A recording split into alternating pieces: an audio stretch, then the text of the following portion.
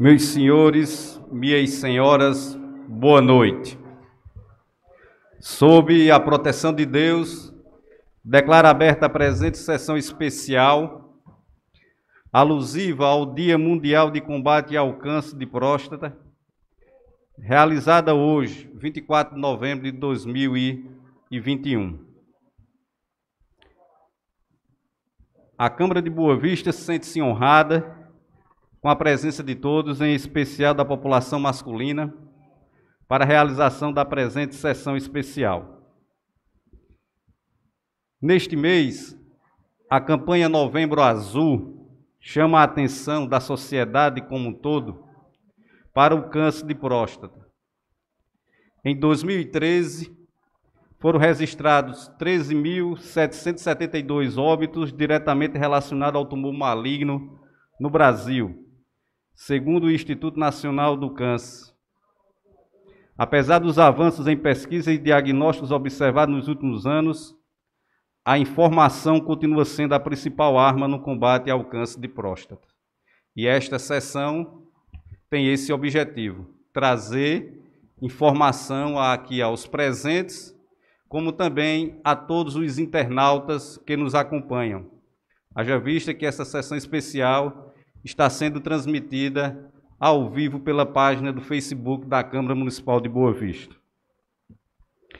Segundo a Sociedade Brasileira de Urologia, o câncer de próstata, tipo mais comum entre homens, é a causa de morte de 28,6% da população masculina que desenvolve neoplasias malignas.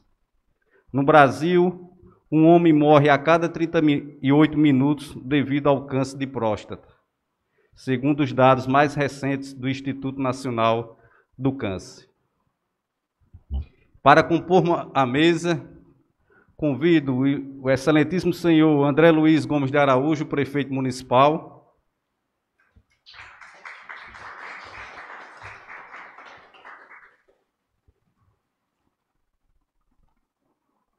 a senhora Luísa Porto, secretária municipal de saúde,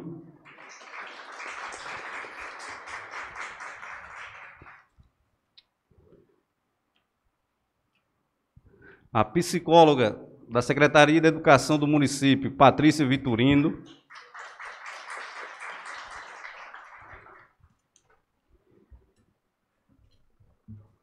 e o médico oncologista Laudemir Nascimento Vitorino. Laudemir Nascimento Vitorino, ele é graduado em Medicina pela Universidade Federal de Campina Grande, no ano 2004. Especialização residência médica em Clínica Médica, Hospital Universitário Alcide Carneiro. Especialização residência médica em Cancerologia Clínica, na Liga Norte Rio Grandense contra o Câncer, Natal. Especialização em preceptoria, não sei se está correto, em saúde, na Universidade do Rio Grande do Norte. Mestrado profissional em Ciência e Tecnologia em Saúde, em andamento. É médico oncologista clínico do Hospital da FAP. É médico oncologista clínico do Hospital Universitário Alcides Carneiro, é professor assistente e coordenador da disciplina Atenção ao Paciente Oncológico da Universidade Federal de Campina Grande, é chefe da Unidade de Hematologia e Oncologia do Hospital Universitário Alcides Carneiro, em Campina Grande. E para nossa alegria, ele aceitou o convite desta casa, intermediado por uma pessoa muito distante dele, né? O irmão Zeninho, e fazer justiça ao amigo vereador Fred, que esta sessão especial, uma iniciativa dele, na sessão ordinária do dia 6 de novembro de 2021, através de requerimento verbal à mesa diretora, prontamente atendida. Fred é um dos componentes da Comissão de Educação e Saúde desta casa, que tem como demais membros o vereador Damião e e o vereador Marinésio. Fred, essa sessão é parte sua. E para darmos início, convido a todos a ficarem de pé para a execução dos hinos nacional e municipal.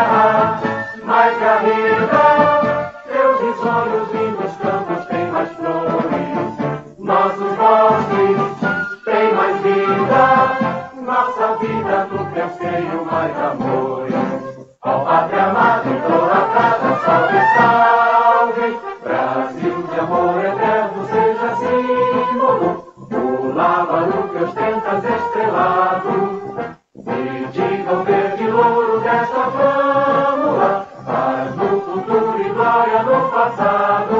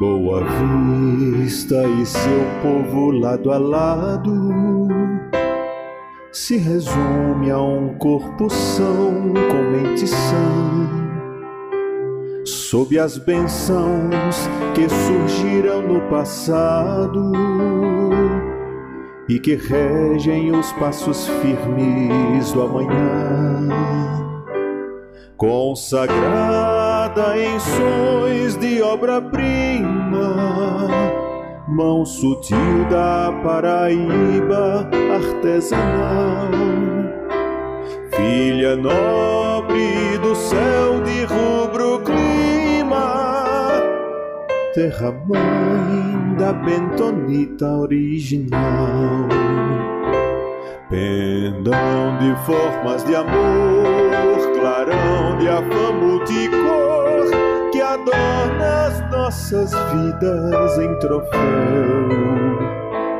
Tu és o apogeu de um poema que aborda num só tema, cinza e verde num só céu. Quartel das tropas de paz, cordel que exposto em cartaz exclama em voz impressa no papel. Ó casa edificada em pedras mil, que aos 29 de abril és para sempre a mãe fiel. Ó refúgio que em meio à estiagem planta e rega nos liceus e coliseus, caatinga que te veste de folhagem, prova vária do poder de um só Deus. Chão cercado ao sol de pau a pique, que reluz de Santa Rosa ao Cariri, preciosa qual flor no chique-chique, tão eterna quanto o brilho de um rubi. Pendão de formas de amor, clarão de afamo de cor, que adorna as nossas vidas em troféu. Tu és o apogeu de um poema que aborda num só tema, cinza e verde num só céu. Quartel das tropas de paz, cordel que exposto em cartaz exclama em voz impressa no papel. Ó casa edificada em pedras mil, que aos 29 de abril és para sempre a mãe fiel.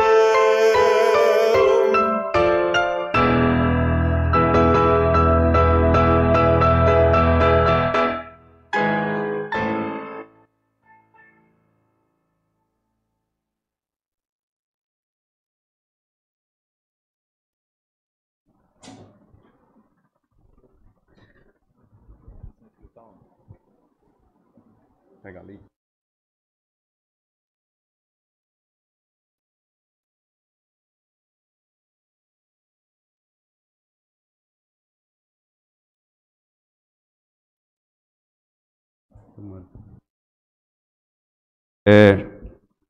Antes de passarmos a palavra aos palestrantes, eu gostaria de fazer alguns agradecimentos.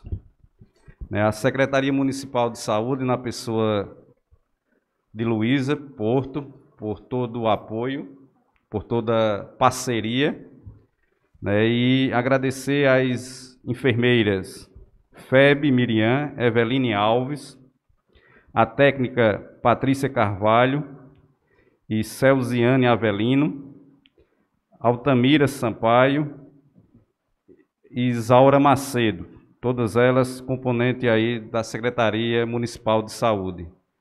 Nossos sinceros agradecimentos pelo trabalho de vocês, como também a parceria com a Prefeitura Municipal de Saúde, através da CleanLab, Laboratórios de Análise Clínica, na pessoa de Aridiane. Meus sinceros agradecimentos. E, como autor da presente sessão, gostaria que o vereador Fred fizesse uso da palavra.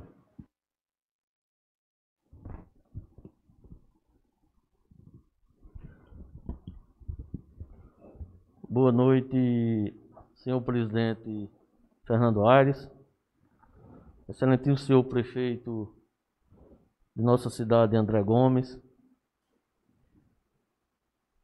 Luísa Porto, secretária de saúde de nosso município, a nossa psicóloga do município, a qual desenvolve na Secretaria de Educação, Patrícia Vitorino, e ao doutor Laudemir, meus agradecimentos iniciais. Caros colegas vereadores, meus amigos e minhas amigas de Boa Vista, como bem frisado já por Fernando Aires, na sessão do dia 6, tive a lembrança, como membro da Comissão de Saúde desta casa, juntamente com os vereadores Damião Almeida e Marinésio, em realizarmos essa sessão especial alusiva ao Novembro Azul. Mês esse, onde ele é destinado ao combate ao câncer de próstata para os homens. Então, nada mais justo do que nesta noite, com a bancada de profissionais que aqui estão, trazer para os homens de nossa cidade, de nossa Paraíba, os cuidados. E com isso, havendo a quebra do tabu que existe nesse meio da nossa sociedade. E aqui, a todos vocês que estão nesta noite aqui nos prestigiando, meu muito obrigado. E fiquem todos com Deus.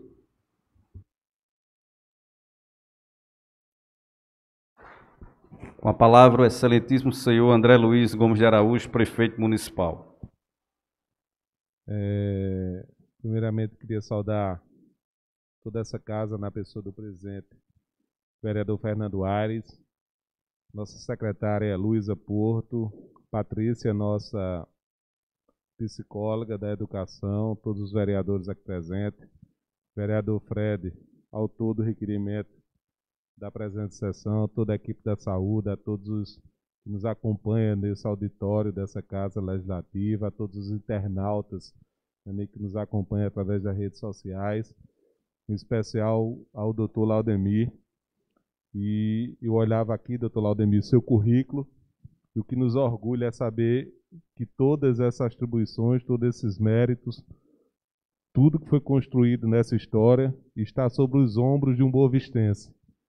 A gente fica muito feliz em saber que um filho de Boa Vista pode estar fazendo história, pode estar ajudando a salvar vidas, a contribuir com a medicina do nosso estado. E isso realmente nos deixa muito felizes e muito orgulhosos, e saber que Boa Vista faz história. Mas como prefeito constitucional dessa cidade, assim também como os vereadores dessa casa, todos os cidadãos boavistenses, isso realmente nos motiva e nos deixa muito felizes para que o senhor possa hoje aqui trazer um pouco de conhecimento, um pouco do que é o câncer de próstata, os benefícios do tratamento precoce, né? Então, tenho certeza que essa palestra, já tive a oportunidade de lhe receber nessa cidade, da gente poder ver como funciona a nossa unidade básica de saúde, e isso será fruto, né, de uma parceria futura. E Boa Vista está nos seus estudos nas suas metas e tenho certeza que esse trabalho que nós iremos realizar em parceria, né, com o senhor será de grande valia para a população boavistense. Desde já agradeço o interesse em poder contribuir com a saúde do nosso município e tenho certeza, né, que todos os boavistenses estão também dispostos a contribuir. Essa semana, eu até peço desculpa porque eu corri o dia todo hoje, desde as 6 horas da manhã que eu estou na rua, não tive tempo sequer de ir em casa, mas fiz questão de estar presente nesse momento. Essa semana eu estive na prefeitura e assim, a gente fica muito realmente triste porque essa semana foi uma semana de muitos problemas de saúde, que eu tive que liberar muitos exames, principalmente relacionados ao tratamento do câncer em nossa cidade, né? E isso às vezes a gente fica assim focado em fazer com que essas pessoas tenham o acesso à saúde o mais rápido possível, porque a gente sabe da urgência do tratamento imediato e precoce dessas doenças, né? É a chave fundamental para que nós possamos conseguir uma cura desejada. Então, de fato, a gente precisa estar focado, né, nessas causas de câncer, não só do câncer de mama, do câncer de próstata, né, mas de todos, né, aqueles tipos de câncer que acometem a nossa população. Então, fico muito feliz de estar aqui hoje, de poder participar desse momento especial e tenho certeza que será de grande valia para esse município. Obrigado a todos.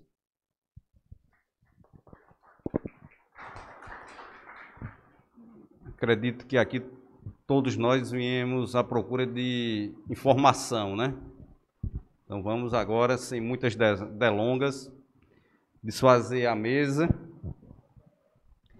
e iniciar a palestra com o doutor Laudemir Vitorino, que o maior currículo que eu posso lhe dizer, Laudemir, é que você é filho de Inaldo Vitorino Farias e de Irene Nascimento Vitorino. Você é um cidadão boavistense que nos orgulha bastante.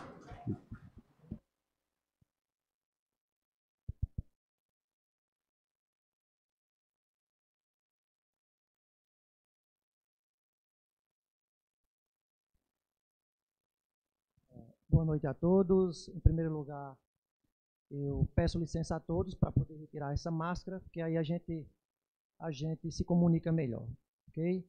Então, ao excelentíssimo prefeito André Gomes, meu boa noite, meu agradecimento, em nome do qual eu saúdo a todos os demais presentes, amigos vereadores, e ao público que hoje se interessa por esse tema. Então, a gente vai trabalhar algumas informações, né, inerentes ao câncer de próstata, discutiremos alguns outros assuntos e no final, né, para aqueles amigos que desejarem tirar alguma dúvida, né, em relação ao tema exposto, ou alguma outra dúvida que desejem tirar, a gente vai estar à disposição para todos, certo? Então, sejam bem-vindos, Deus abençoe a todos. Bom, então,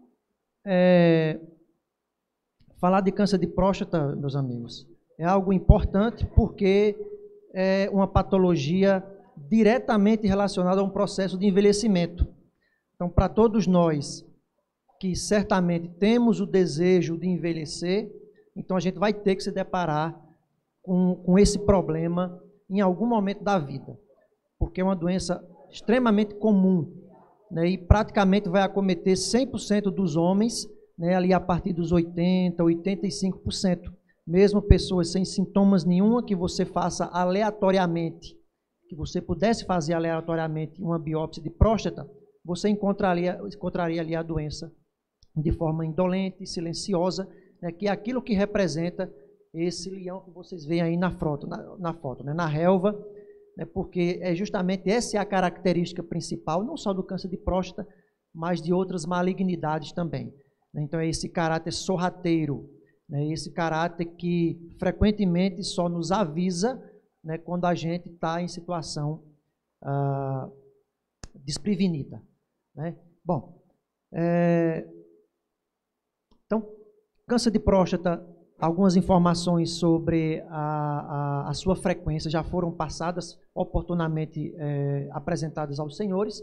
Então, o câncer de próstata é um tumor extremamente comum, principalmente acima dos 50 anos, né? 75% dos casos vão acontecer acima dessa idade, certo?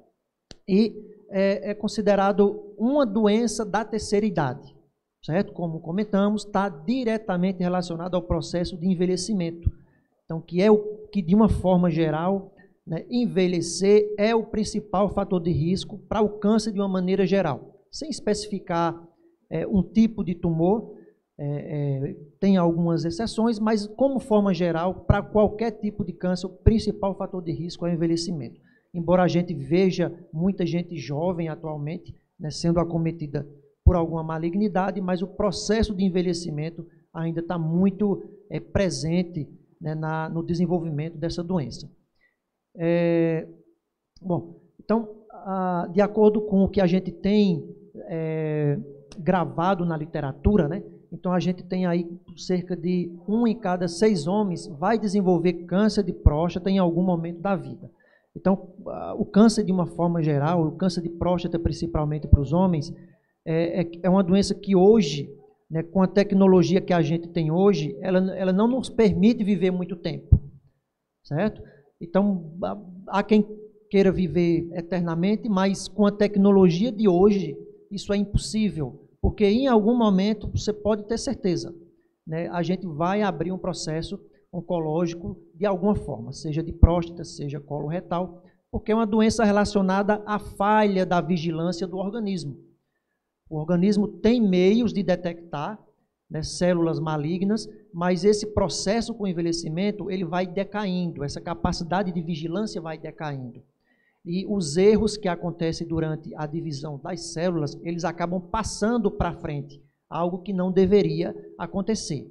Então, dentro da biologia do câncer, né, esse processo de falha do sistema de defesa, ele é muito importante. Então, por isso que a maioria dos cânceres está relacionado à idade. Muito embora a gente conviva com células malignas desde o momento que nasce. E convive aos milhões. Só que o organismo, ele vai trabalhando. Ele ou destrói essas células, ou de alguma forma impede que essa célula vá para frente. Só que entendam que,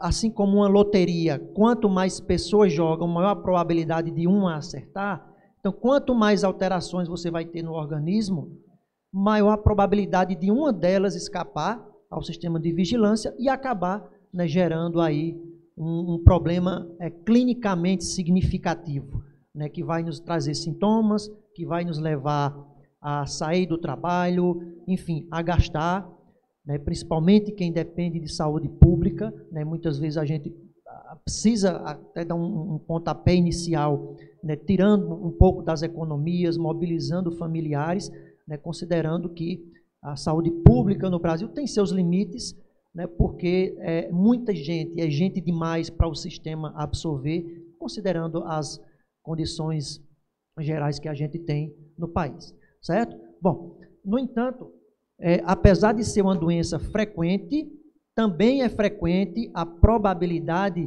de que você, apesar de ter um câncer de próstata, não venha a morrer do câncer de próstata.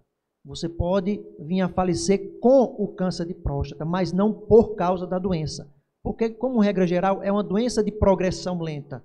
Frequentemente, a gente não precisa, inclusive, tratar nenhum paciente. Você faz só um acompanhamento. E porque, como é uma doença relacionada à terceira idade, então são pessoas que frequentemente têm muitas outras doenças associadas que concorrem, né, ali para que o seu tempo de sobrevida já seja estatisticamente mais curto. Além da própria idade, né, lembrando que a média, né, de vida do brasileiro hoje é em torno de 77 anos, né, para mulheres, 75 anos para homens. Né, então, muitas vezes são pessoas que acabam falecendo por outros problemas, né, sem sofrer o desgaste de passar, né, por um tratamento relacionado à patologia prostática. Né? Então, é responsável em torno de 10% das mortes provocadas por câncer. Né? Para os homens, é a principal causa de mortalidade, apesar de nem todos precisarem de tratamento e a maioria, de fato, não precisa de tratamento ou não vai ter problema com o câncer de próstata. Só que, como é uma doença muito comum, então essa questão numérica né, acaba gerando esses números aí que a gente vê publicado nos órgãos oficiais.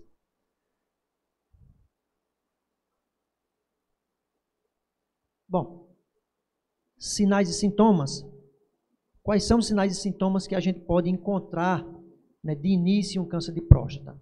Bom, a maioria dos casos é assintomático. É muito frequente que se diagnostique um câncer de próstata porque o homem foi procurar um profissional de saúde por um outro motivo. Ele tem lá queixas urinárias, né, dificuldade para urinar, e frequentemente nesse processo de investigação acaba se pedindo um PSA, e você acaba nesse PSA encontrando uma alteração que vai levar você a prosseguir essa investigação, né, com exames mais detalhados de imagem, né, culminando numa biópsia. Mas frequentemente, no início, é uma doença que não vai ter sintomas nenhum. Então, ela vai correr silenciosamente. Bom, então, muitos pacientes não apresentam nenhum sintoma, né, ou quando apresentam, são semelhantes ao do crescimento benigno da próstata, que são justamente esses problemas urinários. Então, você começa a reter urina, dificuldade para urinar, interrupção do jato urinário. Então, esses são os sintomas mais relacionados ao crescimento benigno da próstata, mas que, por tabela, por investigações adicionais, você acaba, né, encontrando uma doença maligna aí no meio, certo? Na fase avançada, aí você já tem um outro cenário, né? A depender da forma como a doença está evoluindo, aí você pode ter sangramento urinário, dor no baixo ventre. É frequente que você encontre pacientes que abram os sintomas com dor na coluna, começa com dores ósseas e começa aquele processo investigativo. Muito frequentemente ele já passou meses fazendo uso por conta própria de anti-inflamatórios, né, de diclofenaco, de Voltaren, né, que são medicamentos muito comumente usados pela população em geral. E quando você vai trabalhar um processo de investigação, quando aqueles analgésicos já não estão funcionando, né, então aquela dor é o fio da meada. Então você começa o processo de investigação, começa a puxar pelos exames e acaba culminando no diagnóstico de metástase. Então eu vou procurar quem é o pai daquela metástase e acabo encontrando um câncer de próstata que está lá provavelmente há 5, 10 anos, porque é uma doença de fato de crescimento muito lento. Então, quando você diagnostica uma doença num estágio desse, você pode apostar que essa doença já está há cerca de 10 anos ali, né, devagar, naquele seu crescimento lento, sem pressa nenhuma, né. Bom, então, detecção precoce.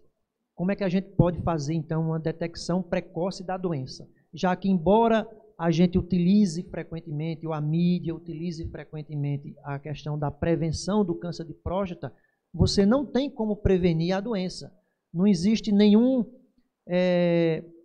comportamento, né, seja ligado à atividade física ou àquilo que você come, né, que possa ser uma apólice de seguros, né, de que você, agindo de determinada forma, você não possa ser acometido por esse tipo de problema, certo? Então, o que a gente precisa, então, é tentar fazer esse diagnóstico precoce.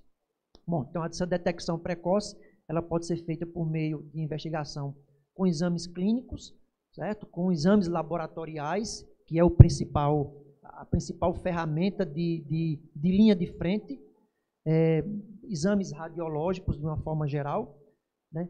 E pessoas que tenham um sinal ou sintomas sugestivos de doença. Mas, lembrando, quando você tem um sinal ou sintoma mais diferenciado, né, mais particular, isso provavelmente você não vai trabalhar com doença precoce. Então, quando você faz o diagnóstico de qualquer câncer através de uma alteração que você encontra no exame físico, por exemplo, né, então seja uma landra, por exemplo, em alguma parte do corpo, um crescimento do abdômen. Então, em geral, você está trabalhando com doença avançada. Então, você não pode esperar que a doença seja detectada aos olhos ou às mãos de quem examina, né, para pensar em diagnóstico precoce. Então, você tem que se antecipar a isso aí. E se antecipar significa lançar mão de exames apropriados.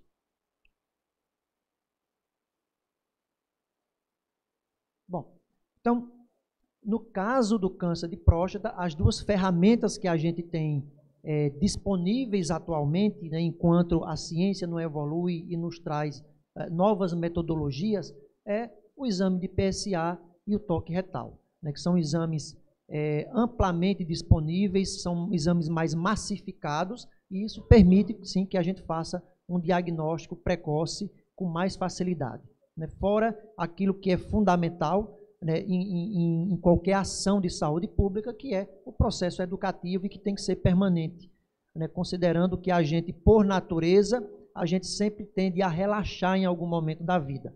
Isso é fácil de identificar, né? Há quantos anos a gente não escuta falar sobre o cuidado que a gente deve ter com focos do mosquito da dengue dentro de casa? Quantas décadas, na verdade? E o problema ainda persiste, certo?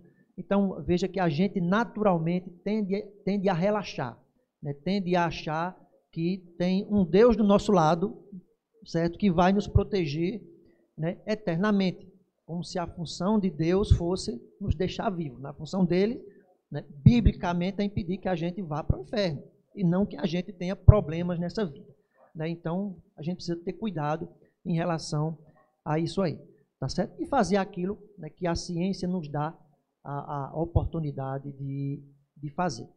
Então, são exames fáceis, são exames relativamente baratos, né, que a gente precisa apenas da disponibilidade, né, daquele que procure, né, que faça essa busca ativa, né, e não espere desenvolver sintomas, né, para que a gente possa fazer o diagnóstico da doença, né?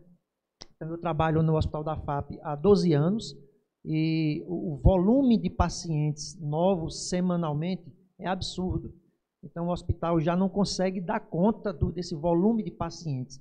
E é muito frequente que toda semana eu atenda ali 2, 3 pacientes com câncer de próstata, com diagnósticos novos de câncer de próstata. Isso considerando só eu, mas no Hospital da FAP tem 8 oncologistas, né? E é muito frequente, né? E claro que o processo de envelhecimento ele tem acontecido, né? Isso é bom, mas traz um efeito colateral, que é a sua maior exposição, né, a um processo maligno, a doença maligna. No caso dos homens, câncer de próstata, né, vem em primeiro lugar, né? Depois câncer coloretal também, que é muito frequente com a avançada idade.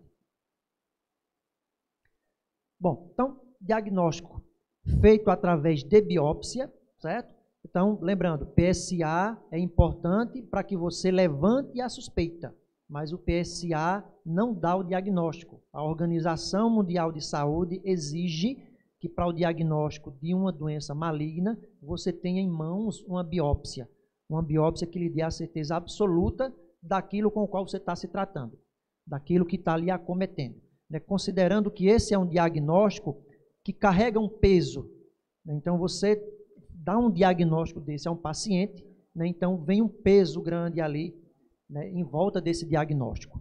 Então, vem aquele tempo para você digerir a informação, né? Então, para que você possa fazer um diagnóstico com certeza, né, então você precisa fazer essa biópsia. Uma biópsia relativamente fácil de você obter.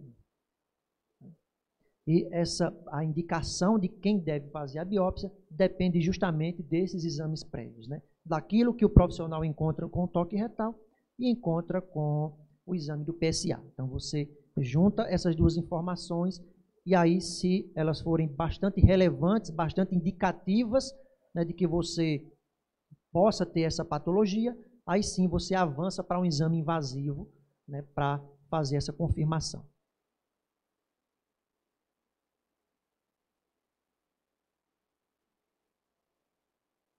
Bom, então, de posse da biópsia, aí vem a titulação para o tratamento, né, que esse tratamento ele engloba desde não fazer nada, está correto, certo? Apesar de parecer estranho, né? Então, e difícil de você colocar essa opção ao paciente, que uma vez que ele tenha o diagnóstico, né, ele vai querer se tratar.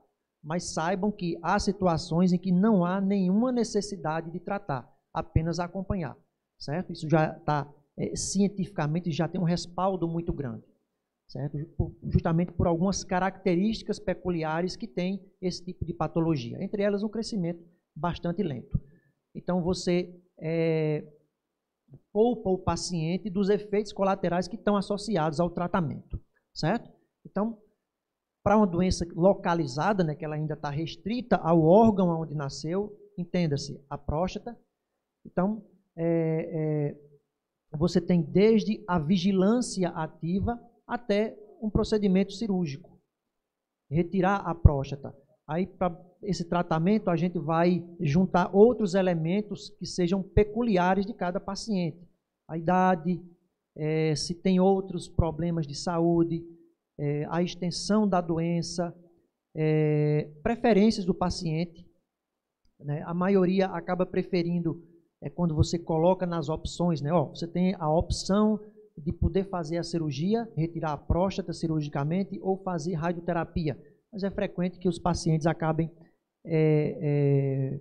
preferindo a radioterapia, né? Porque não tem anestesia, né? Não tem, enfim, você não precisa se submeter aos riscos, né, de um procedimento cirúrgico. Mas claro que a radioterapia também tem seus percalços, certo? Então, quando você propõe a um paciente que tenha características de doença de pequeno volume, em que você prevê que aquela doença vai ter um crescimento muito lento, não vai incomodar aquele paciente, então a opção de você oferecer, não faça nada, vamos apenas acompanhar, é porque todo tratamento está associado a um efeito colateral. Então, muitas vezes você acaba trocando um paciente que não tem nenhum sintoma, que fez o diagnóstico apenas porque resolveu fazer um PSA e encontrou uma alteração e foi investigar. Então, você vai trocar esse paciente assintomático por um paciente com efeitos colaterais de tratamento, né? Fora o risco cirúrgico, certo? Quando você trabalha com a cirurgia como primeira linha, ou os efeitos da radioterapia que aquele paciente vai precisar para poder oferecer o processo de cura. Você só tem esses dois tratamentos básicos aí, ou você faz a cirurgia, ou você faz a radioterapia. E ambos vão deixar cicatriz, certo? Para a radioterapia, por exemplo, inclusive o risco de um segundo tumor. Então, quando tratamos um paciente com radioterapia, nós estamos utilizando uma ferramenta que é cancerígena, é radiação, certo? Então, pode acontecer de você se libertar de uma doença por conta da radioterapia e depois de 15 anos você tem outra, certo? Então, isso precisa ser colocado à mesa, né? Quando a gente se depara com o paciente, ele sempre vem com aquela ansiedade de querer se tratar, né? É natural, né? De eliminar aquela doença. Então, primeiro a gente escuta, a gente procura saber da expectativa dele e depois a gente coloca a realidade. Tudo bem, uma parte desse seu conhecimento que você tem está correta, mas vamos trabalhar aqui umas outras situações, né, para que a gente possa chegar num denominador comum, senão fica como aquele cidadão, né, que quer comprar um carro porque o IPI está reduzido, mas esquece de colocar na ponta do lápis o gasto. Meses depois está o banco querendo tomar, né, o patrimônio. Então, você tem que botar tudo na ponta do lápis. Então, você sente aquilo que o paciente ou a família espera, né, em relação à patologia, ao tratamento, e a partir daí você coloca as cartas na mesa, a realidade, né, o outro lado, né, para que ele possa ter o conhecimento devido, e aí sim, de posse do conhecimento, da informação correta, aí ele vai puxar a carta que lhe é interessante, né? Desejo mesmo assim tratar, então vamos tratar, certo?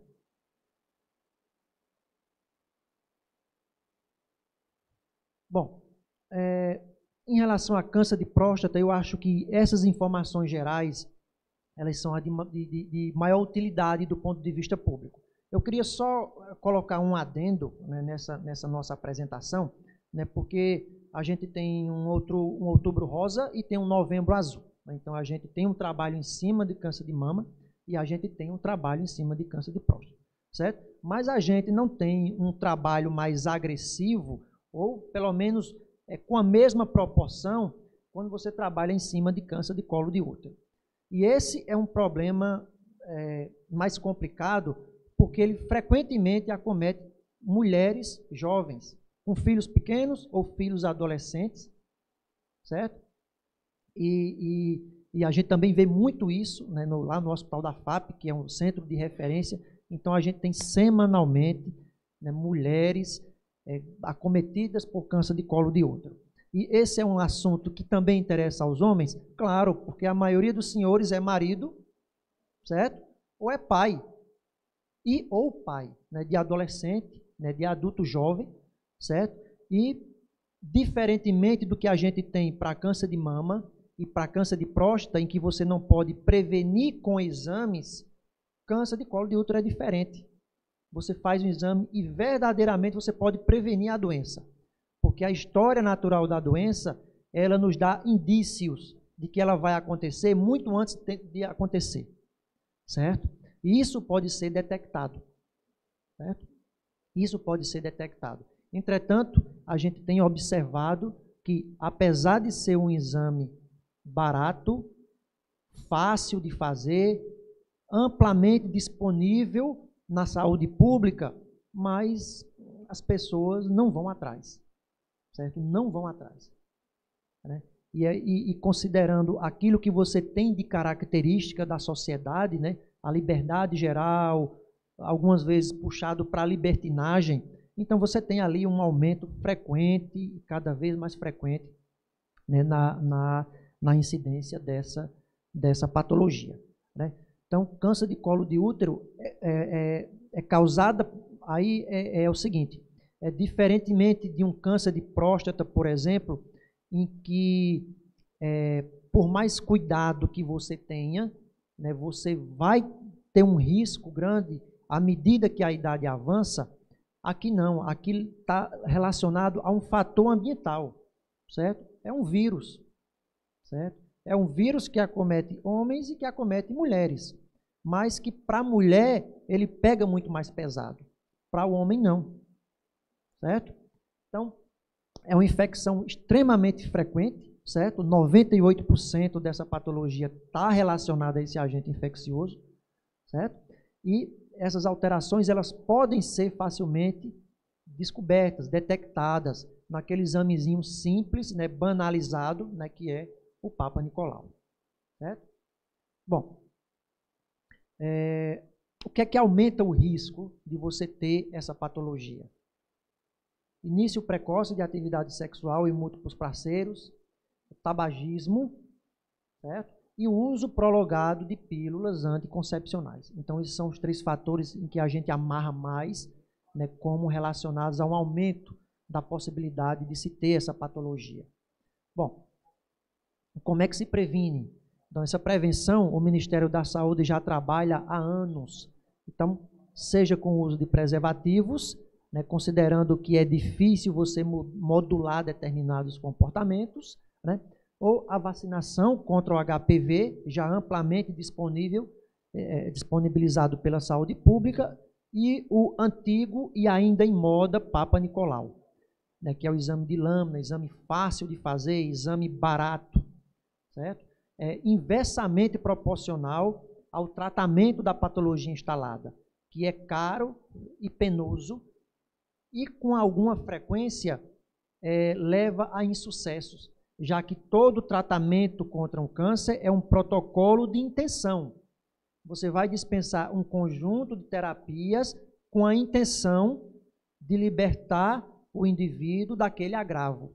Mas você não tem como dar garantia nenhuma, absolutamente nenhuma, certo? Então, de fato, é melhor prevenir do que remediar, certo? E essa patologia é um exemplo claro disso aí, certo? Então, uma doença de desenvolvimento extremamente lento, certo? Em que também não costuma apresentar sintomas na fase inicial, certo? Mas quando está na fase avançada, os sintomas eles são muito prevalentes, né? Dor embaixo do ventre, sangramento, enfim, são sintomas que acabam trazendo um transtorno bastante significativo naquelas mulheres que acabam sendo vítimas dessa patologia. Bom, então, a detecção precoce já discutimos, né? Já trouxemos alguns comentários. Pode ser feita com exames clínicos, exames laboratoriais, exames radiológicos, mas o principal deles é aquele exame, né, amplamente disponível, barato, né, que está lá no posto de saúde, né, que muitas vezes a gente negligencia porque parece que a gente costuma, digamos, ficar um pouco na zona de conforto quando a gente tem determinadas facilidades, né? E de fato, né, o exame ele é fácil de ser feito, né, e está amplamente disponível, né? Bom, então veja só, baseado nisso, né, nessas observações que eu tenho feito ao longo de tantos anos trabalhando no Hospital da FAP, principalmente com pacientes com câncer de colo de útero, porque essa patologia ela chama um pouco mais atenção, ela causa um pouco mais de transtorno pelo perfil das pessoas que acabam sendo acometidas. Então, a gente tentou trabalhar uma forma de monitorar via atenção básica, né, as mulheres que, de acordo com as regras estabelecidas pelo Ministério da Saúde, né, elas se encaixam nesses processos de prevenção, seja a vacinação, seja o exame de Papa Nicolau. Então, essa observação, né, foi a base, né, da ideia do desenvolvimento do projeto de pós-graduação, né, pela Universidade Estadual da Paraíba, né, que é um projeto que o objetivo desse tipo de projeto é você devolver à sociedade, na forma de alguma ideia que possa ser pertinente, né, aquilo que a sociedade faz, que é financiar a universidade pública, certo? Então, há cerca de 3 anos a gente vem trabalhando com essa ideia de desenvolver uma plataforma em que a gente possa facilitar o monitoramento da população e fazer uma busca ativa dessa população. Então, todos nós sabemos que saúde é um direito de todos e um dever do Estado. Então, ninguém, digamos, desconhece essa lei. Só que você precisa voltar lá à Constituição e você precisa ver o resto da lei. Existe um parágrafozinho lá, né, que complementa essa lei e que diz que o dever do Estado não isenta o dever do cidadão. Ou seja, não é dever do Estado lhe buscar sob júdice para participar de uma campanha. É dever do Estado colocar lá o serviço, seja a vacinação, seja a campanha, o exame preventivo, né, mas o Estado não pode lhe obrigar a fazer, certo?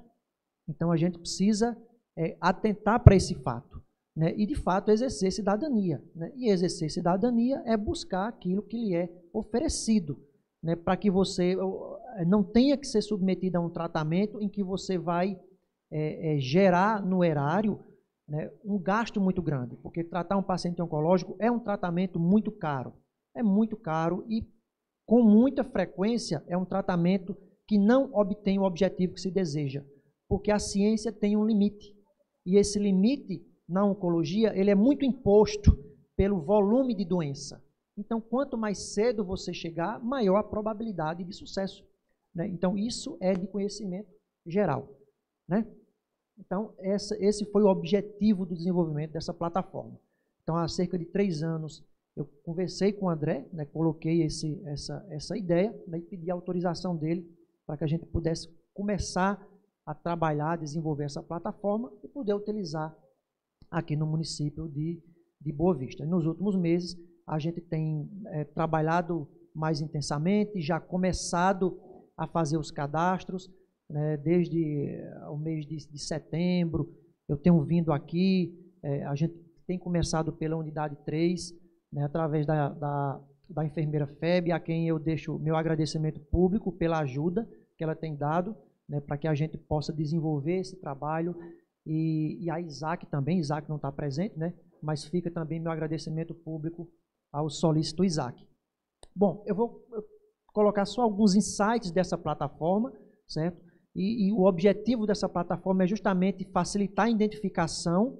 Então, a gente vai cadastrar as mulheres, seja para prevenção primária, que é a vacina, seja prevenção secundária, e a partir daí a gente vai fazer o monitoramento contínuo. Eu não vou passar detalhes totais da plataforma, porque como a gente já tem alguns nomes cadastrados, então para não configurar aí uma quebra de sigilo, certo? Então a gente só fazer essa apresentação, né? Já conversei há algumas semanas atrás com a senhora secretária de Saúde, né, pedindo a ela autorização para que a gente possa dar andamento nesse projeto, né, porque esses cadastros eles vão permitir com que a gente possa refinar a plataforma, né, através da detecção de erros, através da coleta de sugestões de quem vai utilizar, né, a intenção é que ela seja utilizada na atenção básica. A gente possa ter lá os cadastros e a plataforma de início possa nos dizer quem está em falta com o programa, né, de acordo com a periodicidade que é sugerida pelas leis, né, colocadas pelo Ministério da Saúde e divulgadas através do Instituto Nacional do Câncer, que é a instituição nacional que trabalha em cima desse regramento, né, de exames preventivos. Então, a gente tem desenvolvido aí essa plataforma, ela já está numa fase bastante adiantada, né, e a gente já tem aí alguns cadastros já feitos, né, e já estamos começando a trabalhar, digamos, a busca ativa dessas pessoas. Não esperar a demanda espontânea, não esperar apenas que o usuário tenha interesse, né, mas trabalhar em cima da busca ativa. Ó, fulano, é importante para você, certo? Você não imagina o quanto é importante, porque de fato é difícil, né, você às vezes embutir na cabeça, né, de alguém a importância de um ato simples quanto esse, né, quando você não se depara com o outro lado da coisa, né? Então, como eu convivo frequentemente com os pacientes que falharam a todo esse processo, que chegaram para mim, e a gente sabe o sofrimento que passa, né? Então, para mim, talvez seja, né, mais fácil, né, de convencer, né, porque eu estou vendo, né, aquilo que a gente vê, de fato, ela pesa muito mais do que aquilo que a gente ouve, né? Então, baseado nisso é que a gente tem feito esse trabalho para ver se a gente consegue trazer mais pessoas, né, e isso possa impactar de alguma forma a saúde pública, né, e que eu possa, pelo menos, ficar desempregado, né, com relação a câncer de colo de útero, que, repito, está ligado a um comportamento, a um agente que, por sua vez, está ligado a um comportamento, né, diferente de outras malignidades, tá certo?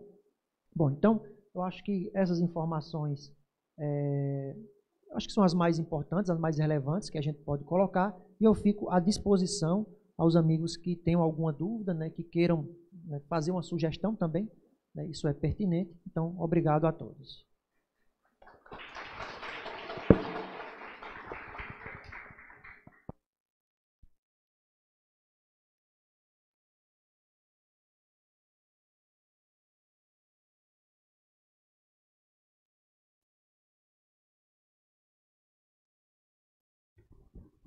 Desde já os nossos sinceros agradecimentos, Laudemir. Antes de passar a palavra à psicóloga Patrícia, fica aí aberto alguma dúvida, alguma pergunta que alguém deseja fazer a doutor Laudemir.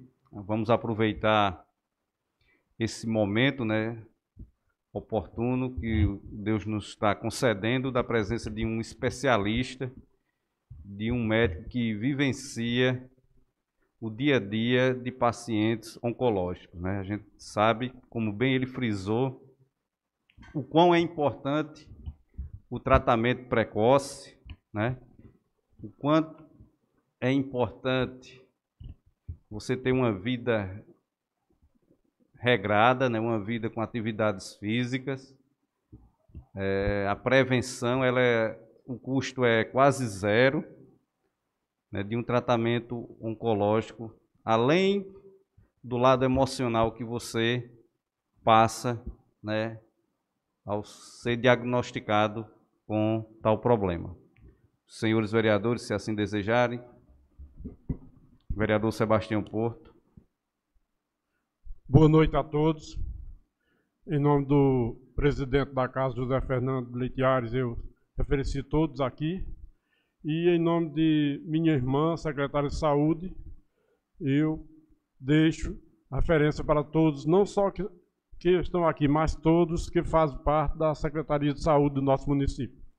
Doutor Laudemir, como o senhor falou que a doença é silenciosa, então eu lhe pergunto, o PSA o exame de PSA uma vez anual não é suficiente para detectar o problema.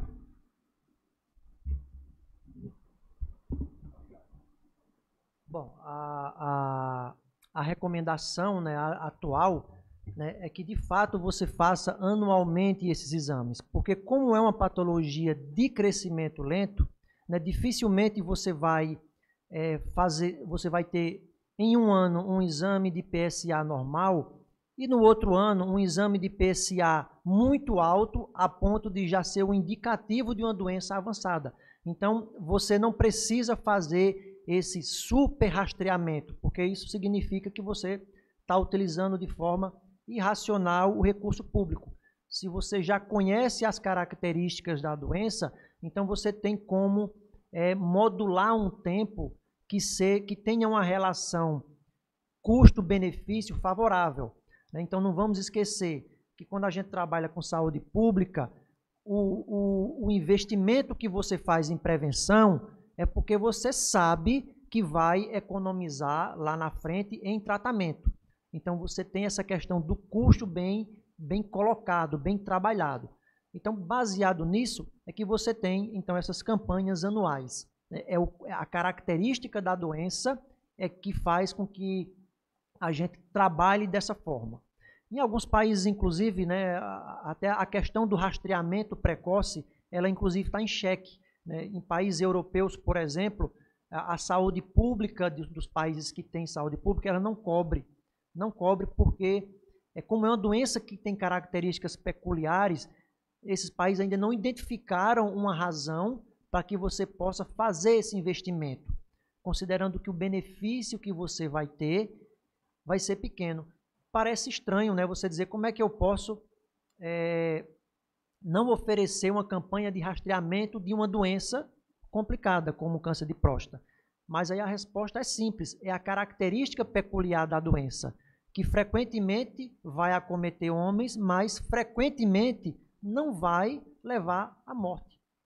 Certo? Então você ainda tem essa briga. Mas claro que isso tende a mudar à medida que o tempo de sobrevida da gente aumenta. E alguma recomendação ao um paciente sair de sua casa para realizar o exame, algum tipo de quarentena, de atividade física, ou até mesmo de atividade sexual que pode afetar no exame?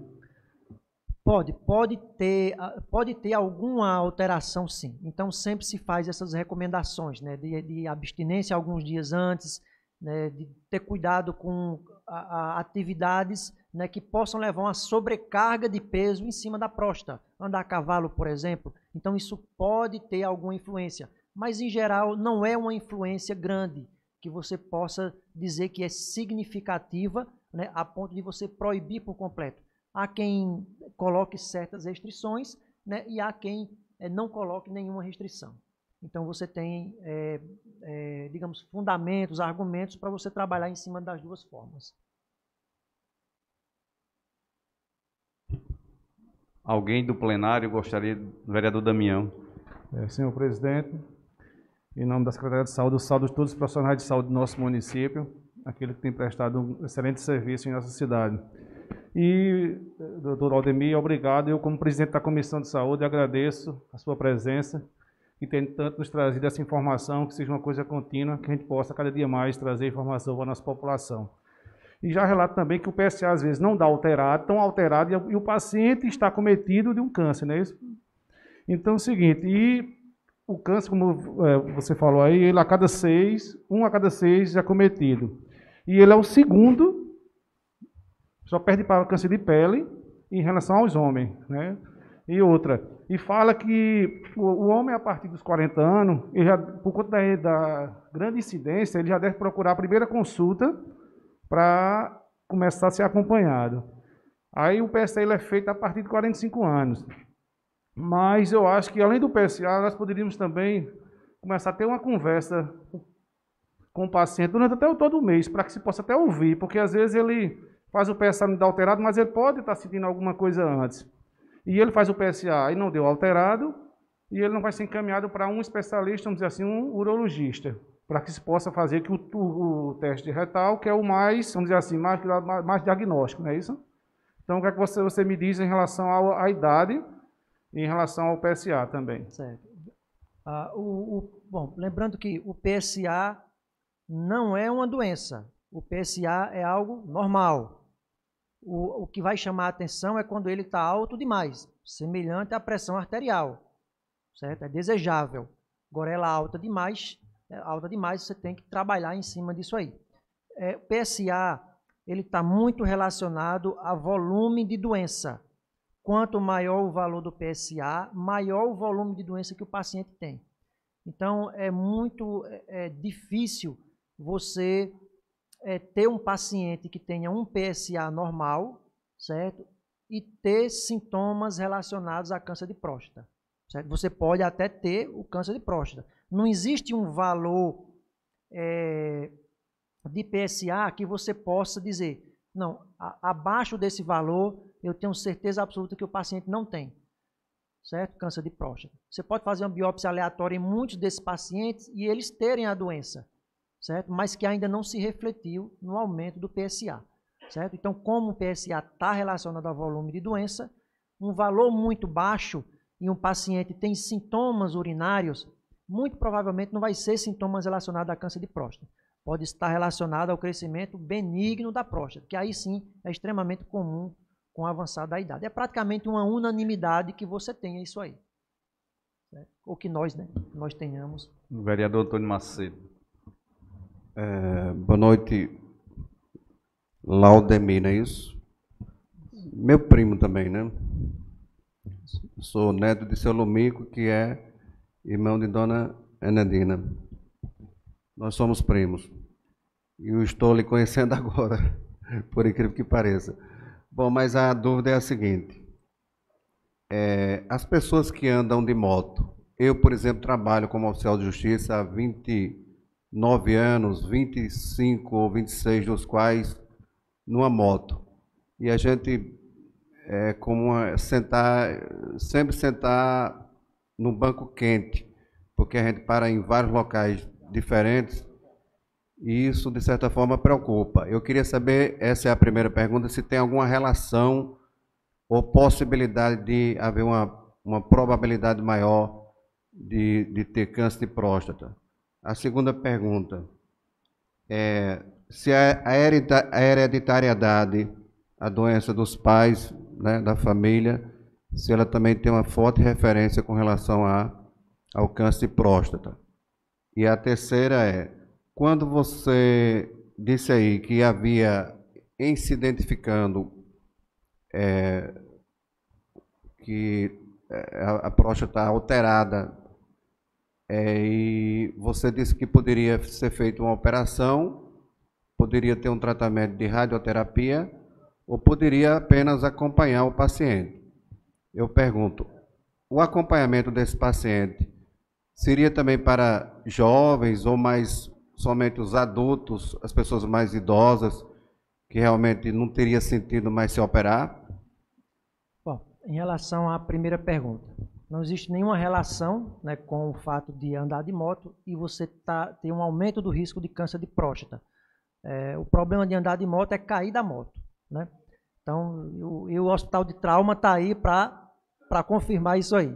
Em relação ao calor, ele não tem influência na próstata em si, porque a distância entre o banco da moto e a próstata, aquela temperatura, ela não irradia tão até lá, certo? Então, o calor ele é apenas superficial. Então, ele não vai trazer nenhum problema nesse sentido, certo? Então, não tem relação nenhuma. Em relação à segunda pergunta, que foi da hereditariedade, é importante sim, principalmente quando você tem parentes de primeiro grau. Então, se seu pai ou seus irmãos tiveram a doença, você está exposto a um risco maior. Em relação à terceira pergunta, que é a vigilância ativa, que a gente chama, não, ela também pode ser oferecida a pacientes jovens, né? Principalmente porque para pacientes jovens você tem uma característica aí peculiar. certo? Que é a atividade sexual. E esses tratamentos, eles tendem a mexer com as características, né? Com esse tipo de característica e prejudicar de alguma forma a atividade sexual, certo? Disfunção erétil e é um dos principais efeitos colaterais do tratamento, seja ele radioterapia, seja cirurgia. Cirurgia de forma mais aguda, radioterapia muitas vezes de forma crônica. Então você se submete a um tratamento de radioterapia hoje, por exemplo, e depois de vários anos você começa a notar a diferença. É justamente o efeito da radiação, o efeito tardio em cima da região onde ela incidiu, certo? Fora o bloqueio hormonal que muitas vezes a gente utiliza como parte do tratamento, e esse bloqueio hormonal é uma castração. É química, é reversível, mas é uma castração. Enquanto você tiver em uso dela, você vai ter problema com disfunção erétil. O paciente vai ter problema. Complementando então a pergunta, se o tratamento foi então um tratamento de acompanhamento, obviamente que com o tempo esse problema tende a se agravar naturalmente. Pode ser necessário você sair da estratégia de vigilância e partir para o tratamento. Só que esse tratamento mais tardio, ele não impacta no sucesso final do tratamento.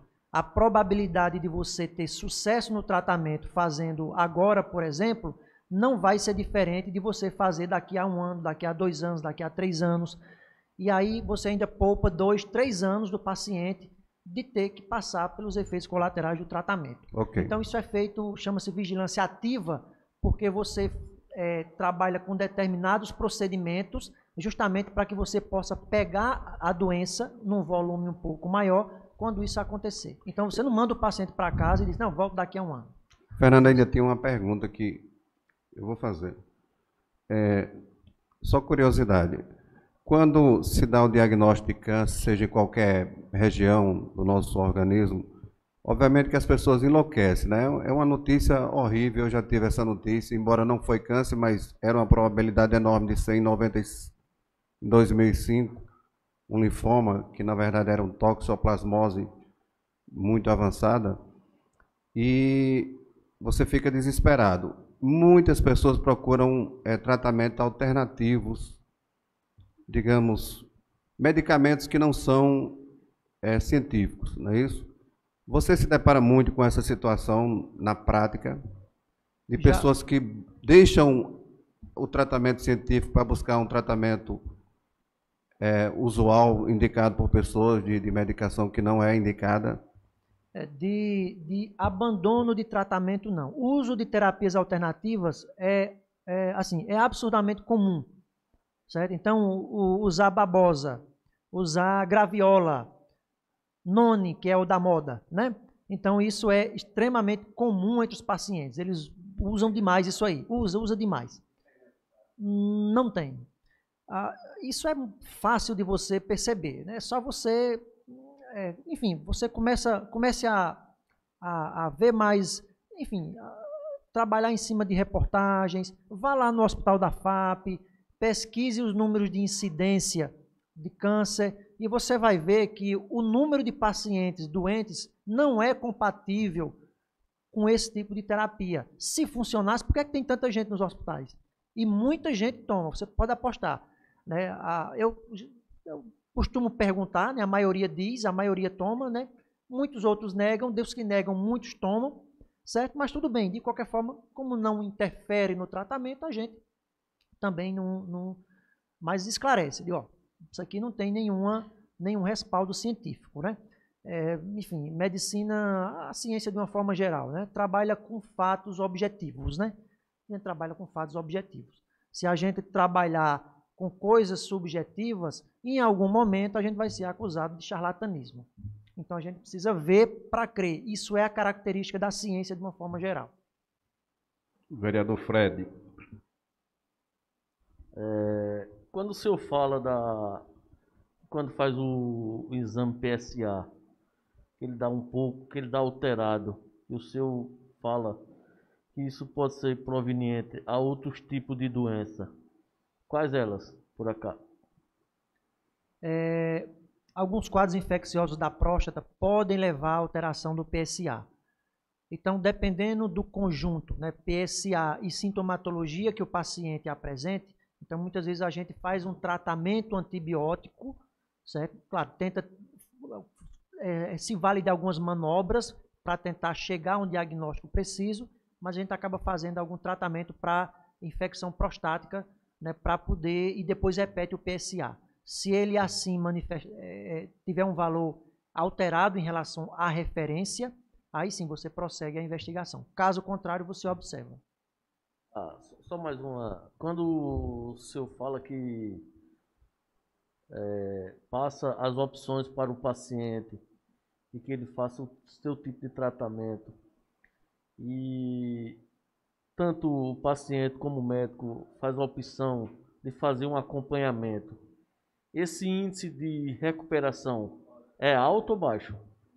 Bom, quando a gente faz o acompanhamento, né, em geral, assim, o acompanhamento, embora cientificamente tenha um respaldo significativo, em geral os pacientes preferem tratar, certo? Eles preferem tratar. É o peso da informação que tem por trás, né? Embora ele não entenda as características, né? A gente coloca, né? Mas frequentemente ele não busca a vigilância ativa, pelo menos o público geral que a gente trabalha. Então eles preferem optar por tratamento. Sebastião, antes eu gosto... Vá, Sebastião, pode perguntar. São perguntas alternadas, é até bom porque os temas vão sendo discutidos de forma diferente. Doutor Laudemir, é recomendado a ultrassom depois do PSA ser alterado, ou é benéfica você, tendo condições, fazer sempre uma ultrassom? E a segunda pergunta, devido à idade, vai se avançando, o alargamento, a abertura, ou melhor dizendo, da próstata acontece, mas o diâmetro de abertura é tolerável ou é obrigatório você tomar uma posição e fazer cirurgia com o tempo? Em relação ao ultrassom, ele tem uma baixa capacidade, né, de cumprir aquilo que é o objetivo de detecção precoce. Então, ele não é preconizado. Você solicita ultrassom por outros motivos, né, mas, a princípio, não é um exame de primeira linha. Tem suas indicações, mas não é exame de primeira linha, certo? Já em relação a esses problemas que acometem o homem, né, que é essa dificuldade de urinar, né, frequentemente, você primeiro sempre parte da premissa de fazer um tratamento que não seja invasivo. Então, você se utiliza de medicamentos para tentar relaxar aquilo ali, certo? Aquela abertura, porque o problema é quando a bexiga trabalha sob pressão. Então, esse problema da abertura que você coloca é o que ele vai gerar em cima da bexiga, certo? Que vai espessar a musculatura dessa bexiga e futuramente ela vai entrar em disfunção. Ela não vai ter a função de contração dela, vai ficar prejudicada e o paciente começa a reter urina, certo? Inclusive com o risco dessa urina começar a extravasar lá para cima, lá para o rim, e você perder o rim para o processo infeccioso. Então você tenta medicamento, se não funcionar, então você parte para a conduta cirúrgica. Agora eu gostaria da plateia, quem deseja fazer alguma pergunta, alguma indagação, Everson vai direcionar aí com o microfone. Ivaldo levantou a mão ali, Everson.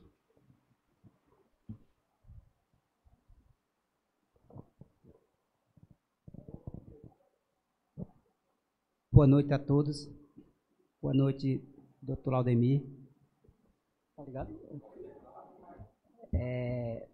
Para mim é um prazer em vê-lo novamente. Eu vim aqui, eu saí do meu serviço e vim aqui para lhe ver e agradecer por tudo que você fez com minha esposa. Hoje já também está fazendo um ano que ela se foi. E não tinha como eu deixar de vir falar com o senhor, já que eu procurei o senhor no seu serviço.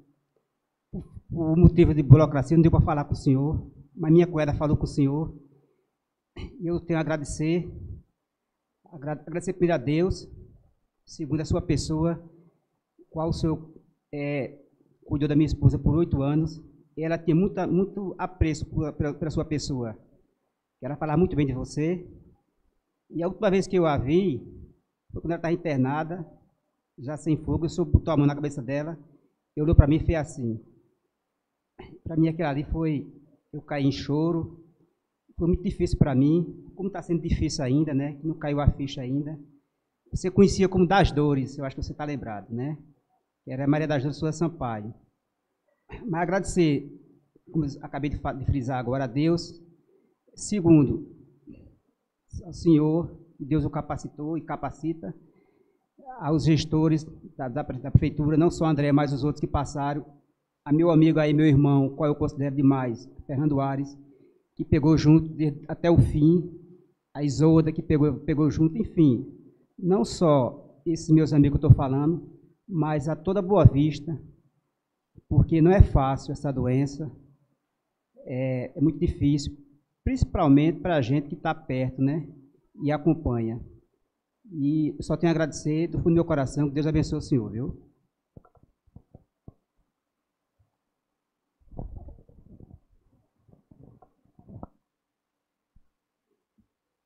Agradeço as suas palavras, né?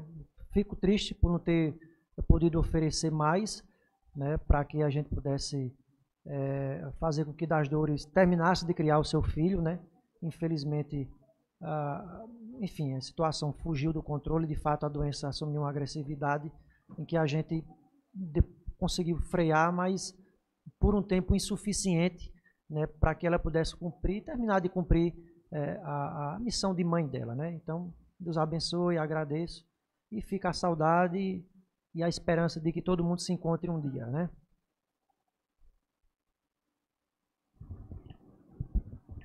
É o lado que foge o controle, né, doutor? Gostaria de convidar a Patrícia Vitorino agora para trazer os seus conhecimentos na área de psicologia, que é um fator também importante, né, doutor? Esse lado psicológico do paciente acometido de uma doença cancerígena. De fato, né? São duas coisas que a gente tem que trabalhar, né? Então, a questão da modulação do tratamento e o trabalho psicológico que a gente tem que fazer com esse paciente, né? Para que ele permaneça firme e com qualidade de vida, né? Para que a doença não traga, além de algum grau de limitação física, né, a tortura psicológica, que de fato é muito comum da gente identificar, não só para o paciente, mas do entorno, né?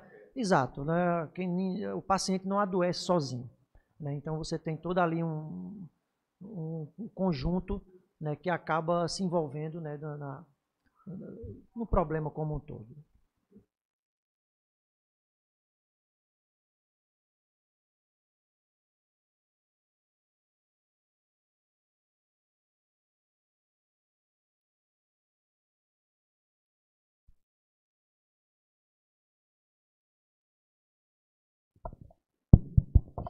Boa noite mais uma vez. Eu cumprimento a mesa dos senhores através do meu amigo Fred, desde já agradecendo o convite, viu, Fred, que veio em primeira mão através dele, e dizer a vocês, depois dessas sábias palavras de Dr. Laudemir, que só me resta a minha profissão, para eu falar de verdade, né? Porque, assim, ele deu uma passeada na doença de forma brilhante.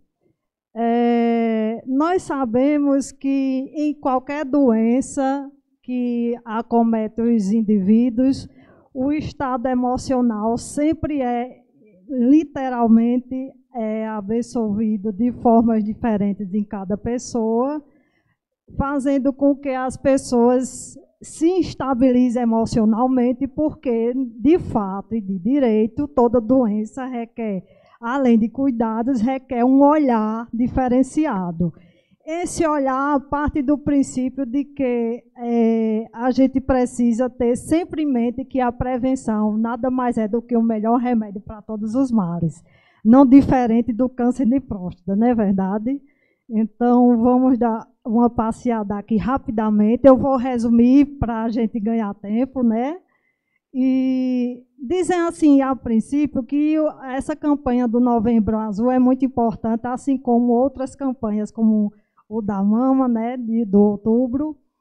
e que essa campanha tem esse símbolo do bigode porque surgiu lá na Austrália, depois veio para o Brasil, mesmo na década de 2000, se não me engano foi em 2011 aqui no Brasil, né, doutor? E a gente tem essa simbologia, que é para a gente falar disso de forma mais ampla. Então, os aspectos psicológicos envolvidos no câncer de próstata, eles são variados. No Brasil, o câncer de próstata é o segundo mais comum, como nós já falamos antes, porque ficando atrás somente do câncer de pele nos homens. Ocorre que, assim, é um número muito grande de acometidos, porque o preconceito ainda é muito grande, os tabus que envolvem o câncer de próstata no homem, por conta especialmente do exame de toque, que é um dos mais importantes. Para que a gente quebre os estigmas, o preconceito é a maior barreira de realização desses exames, como bem nós já falamos antes, através das palavras de Dr. Laudemir. Porque os construtos sociais, eles são muito fortes, eles estão agarrados, digamos assim, no homem, né? Então, é muito forte realmente. Desconstruir isso é um empecilho, porque o outro problema é que, além do tema ser sério, ele envolve piadas, eu já ouvi várias piadas até de humoristas, né, em relação ao exame de próstata, e isso não é nada bom para a população masculina. Porque isso não acontece, por exemplo, no Outubro Rosa. Não temos piadas envolvendo o exame de mama. Nós não vemos isso. Mas nós vemos isso com os homens, infelizmente. Isso acaba interferindo de uma forma muito drástica, né, e negativa, como está anotado ali. É fundamental ressaltar que esse câncer de próstata é uma doença silenciosa, como o doutor já falou, e os sintomas são gritantes. Por isso que as ações preventivas são muito importantes, não é verdade?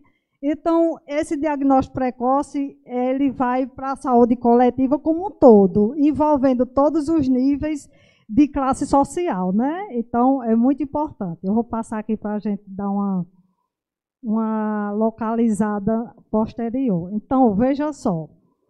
Sendo essa localização anatômica responsável pelas funções sexuais do homem, como é o câncer de próstata, está ligado diretamente à sua sexualidade.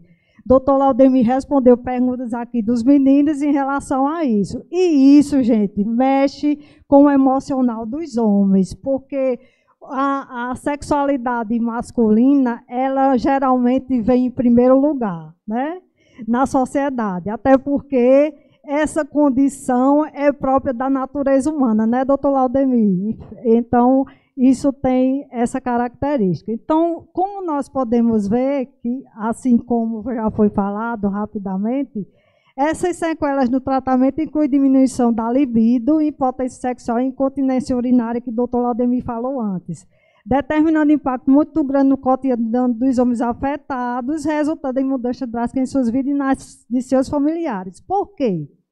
Veja bem, a partir do momento que o diagnóstico é positivo para o homem, ele, como bem disse Antônio, meu amigo Antônio, ele vai estremecer na base, né, Antônio? Em primeiro lugar, porque não é fácil você receber um diagnóstico de uma doença tão séria, né? E essa própria palavra, há muito tempo, o doutor Laudemir sabe isso melhor do que eu, a palavra câncer já era uma coisa que era evitada na sociedade, pelo medo tamanho que envolve a palavra e a doença em si, né? Então, veja só, nos tabus a gente tem que há um revestimento discriminatório em relação à questão. Então, assim, muitas vezes isso está relacionado à falta de informações. Essa falta de informação é o que eleva os números, não é não, doutor? Não é assim? Quanto menos informações tivermos, menos saudáveis estaremos, porque a gente não vai buscar o tratamento precoce. Então, isso é muito importante. Outra coisa que a gente vai entender mais tarde é que esse envolvimento emocional, ele passa por algumas coisas, alguns aspectos importantes. A primeira dela é que a estrutura de personalidade mais frágil do homem dificulta o aceitamento. Por quê? Veja, toda personalidade ela é única. Entretanto, a maioria do público masculino entende que essa questão da próstata envolve a sua virilidade e, de fato, envolve de forma direta ou indiretamente, a depender do estado em que se encontra o problema de saúde do homem. Não é assim? Então, assim, a personalidade mais frágil, ela vai sofrer mais, porque o homem vai ter dificuldade de acompanhar o acolhimento daquela resposta negativa da sua pessoa, do seu estado de saúde, fazendo com que isso eleve outros patamares de instabilidade emocional. Isso vai incluir ansiedade alta. A ansiedade alta demais, ela eleva níveis de substâncias cerebrais, fazendo com que isso mexa com o organismo da gente de forma negativa também. Porque esses hormônios, que a gente chama de neurotransmissores cerebrais, eles têm uma função específica em cada situação de nossa vida. Então, quanto mais positivo for o nosso pensar, o nosso agir, melhores são as atividades desses movimentos cerebrais através desses neurotransmissores. Porém, o contrário também é verdadeiro. Quanto menos a gente tem o aceitamento mais positivo de determinadas situações de desafio, mais se elevam os hormônios para o alto de negatividade. Por exemplo, o cortisol, que é o hormônio do estresse. Ele, quanto mais se eleva, mais problemas teremos. Então, depois vem, com essa ansiedade alta e esses processos que eu expliquei, tem os transtornos depressivos, que são os mais recorrentes. Esses transtornos depressivos, eles vão, digamos assim, machucando aos poucos a pessoa. Até porque, no estado depressivo em que se encontra determinada pessoa, ela vai estar realmente precisando de várias ajudas, não só da psicologia, não só da clínica médica, mas vai envolver outros patamares, a depender de cada pessoa. O abandono do tratamento também pode acontecer, porque o medo é maior do que a possibilidade do enfrentamento. Então, isso pode acontecer com determinadas pessoas. E também a resistência em buscar o tratamento, justamente por essa primeira dificuldade, que é o preconceito em relação ao exame do toque retal. Então, isso eleva os índices da doença, fazendo com que o homem fique adiando, protelando a resolutividade daquele problema, tá certo? Então, como é muito marcante a história do preconceito, eu deixei marcada aqui a seguinte: o medo e o machismo levam os homens a adiar o exame de próstata. Aí tem aquelas afirmações: o homem que é homem não faz esse exame. Isso não é exame de homem, né?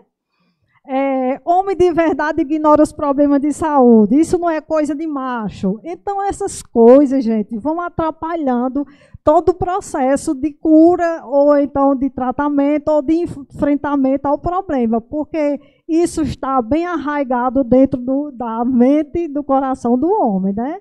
Fazendo com que as coisas se dificultem ainda mais. Então, outra preocupação dos homens é em relação à possibilidade de ter a doença antes mesmo que ela seja diagnosticada. É até natural, se a gente pensar bem, né? Porque o medo, ele faz com que a gente pense em inúmeras possibilidades, sejam elas positivas ou negativas, infelizmente. Então, assim, isso causa uma grande ansiedade. Por isso, cuidar preventivamente da saúde é o ponto principal. Isso vale para qualquer problema de saúde, não somente a questão do câncer de próstata, viu, gente? Vale salientar. Nesse importante compromisso do homem em relação à sua saúde, o papel da família é fundamental, porque o suporte familiar é o que dá àquela pessoa que está com medo, insegura, receiosa, que no caso são os homens, né? Já que a gente está falando especificamente de vocês, homens. Então, esse suporte é muito importante da família, porque eleva os índices de enfrentamento de uma forma mais positiva, tá certo? Eu estou trocando em miúdo o que tem ali para a gente não ler tanta coisa, tá legal? O que poderíamos falar sobre fatores de prevenção? Uma das coisas principais é a alimentação saudável. Se eu esqueci de alguma coisa, por favor, o doutor Laudemir me acrescente, viu? Pode ficar à vontade. Depois vem a manutenção do peso adequado, porque homens com sobrepeso, obesos, eles têm uma suscetibilidade a mais de ter doenças, inclusive o câncer de próstata, porque quem está com peso inadequado, inevitavelmente, vai atrapalhar o metabolismo inteiro do seu corpo, não é verdade? Então, por isso que a gente tem esse olhar. A atividade física regular é outro fator de prevenção. Gente, eu costumo dizer o seguinte, o corpo da gente foi feito para se movimentar. O corpo da gente não foi feito para ficar parado. Se não fosse assim, a gente era um poste. Né? A gente tem que se movimentar, é importantíssimo. Exames anuais. Olhe, preste bem atenção às palavras do doutor e aqui eu estou endossando. Sempre que a gente puder, façamos sim exames preventivos anuais para que a gente possa ter o tratamento precoce, se eventualmente vocês descobrirem algo que não esteja legal no seu organismo, tá certo? Não fumar é outro fator de proteção, porque tabagismo já está comprovado por A mais B o quanto faz mal à nossa saúde. Beber com moderação. Vocês poderiam perguntar, Patrícia, mas por que você não colocou assim, não beber? Porque beber com moderação é um pouco saudável, digamos assim. É mais saudável do que não, né, o extrapolamento disso. Dormir bem, gente. Nós precisamos ter em dia um hormônio chamado melatonina, que é o hormônio do sono. Se você não tem um sono reparador, um sono tranquilo, um sono regular, você também vai instabilizar esses hormônios inteiros do seu corpo, fazendo com que você possa ter doenças. Inclusive, não somente essa doença que a gente está falando hoje, mas como outras, que se a gente for citar aqui, né? A gente se alonga. Praticar o lazer. Por que é importante? Desde cedo, desde que somos criancinhas, nós precisamos praticar o lazer, porque ele eleva os níveis bons de serotonina no cérebro, os níveis de dopamina, que são esses hormônios agradáveis do bem-estar que a gente tem no cérebro, importantíssimo para o bom desenvolvimento do ser humano desde sempre, tá certo? Aí você poderia perguntar, mas isso é importante mais em que fase? Na infância, na adolescência, ou na fase adulta, ou na senilidade? Aí eu responderia, em todas. Em todas. A boa notícia é que, doutor Laudemir até já falou disso antes, a gente está envelhecendo mais assim, para frente, digamos. Como é que chama? Me ajudem? Os anos estão alongando-se. Isso! Lembrou a palavra? A perspectiva. Me ajuda. Isso, a expectativa de vida está aumentando. E por isso que a gente tem que se cuidar melhor. Obrigada por lembrar das palavras que às vezes fogem, viu? E cuidar da saúde mental é tão importante quanto viver. Porque se a gente cuidar de todos esses fatores anteriores e não cuidarmos da nossa saúde mental, um momento X da vida, a gente vai perceber que ela não está boa. Porque a gente tem que entender que o nosso papel enquanto ser humano que vivemos no mundo é integral. A mente não deve estar dissociada do restante do corpo. Não é verdade? Somos inteiros, somos integrais, então é necessário cuidar da nossa saúde mental também. É importantíssimo. E por fim, assim, quando o homem tem o diagnóstico do câncer de próstata, é importantíssimo o apoio psicológico. essa parceria com o médico é importante porque quando o médico cuida dos sintomas orgânicos, o psicólogo vai cuidar dos sintomas psíquicos, mentais, emocionais, envolvendo aquela questão. Até porque, por esse mesmo motivo que eu disse agora, que a gente é um ser integral. Nós não estamos, a nossa mente não deve estar dissociada do restante do corpo. Então, se eu tenho um agravamento de uma doença instalada, eu recebi um diagnóstico positivo dessa doença, eu preciso encarar ela de forma bem bacana, porque a vida não termina ali. Não é a sua finitude um diagnóstico de câncer, não é. Estão aqui vários profissionais da saúde que trabalham nesse batente da saúde que podem dizer que é assim. Né? Não, Isolda, minha amiga Isolda, que trabalha lá no trauma também. Doutor Laudemir, a gente já sabe que ele sabe mais do que nós. Ele estudou muito mais o assunto, tá certo, gente? Eu trouxe as referências do INCA de 2018 e algumas de 2021, que é o Instituto Nacional do Câncer. A gente tem que se basear em coisas sérias, verídicas, que não são coisas inventadas por nós, né? Em relação ao câncer de próstata, principalmente, eu me baseei no INCA. E, por fim, eu trouxe uma frase que eu gosto muito das frases reflexivas de Guimarães Rosa, esse escritor brasileiríssimo, que ele diz assim: o que a vida pede de nós é coragem. Portanto, homens, coragem, enfrente o exame seriamente, com dignidade e cuide da saúde de vocês, porque vocês merecem ser cuidados, assim como nós mulheres. Muito obrigada e qualquer coisa estou à disposição.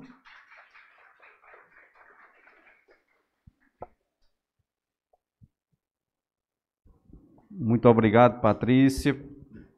Belíssima palestra, importantíssima. Traz também agregação de conhecimento ao que foi apresentado por Dr. Laudemir. Bota a cadeira aí para a Patrícia.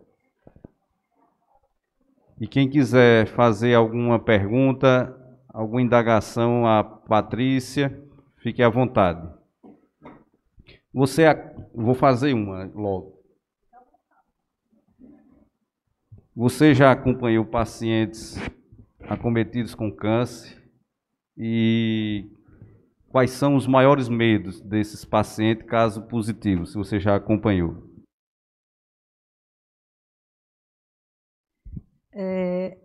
Eu não acompanhei ainda assim casos diagnosticados realmente.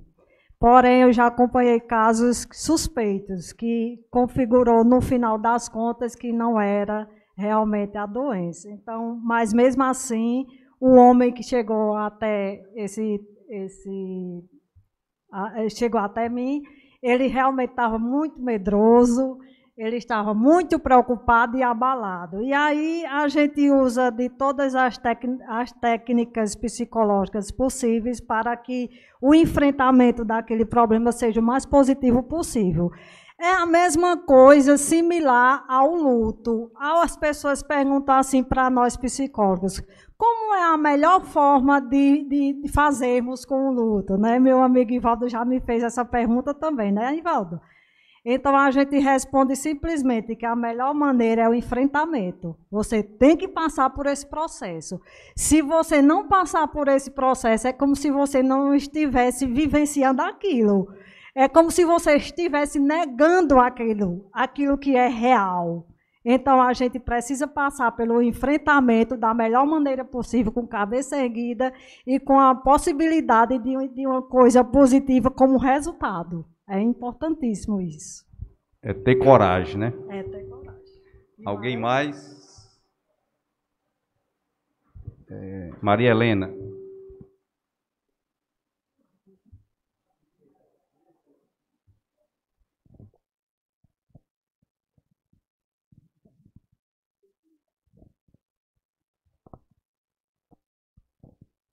Boa noite a todos, né? Fernando, vereadores, doutor Laudemir, Patrícia, minha colega de trabalho.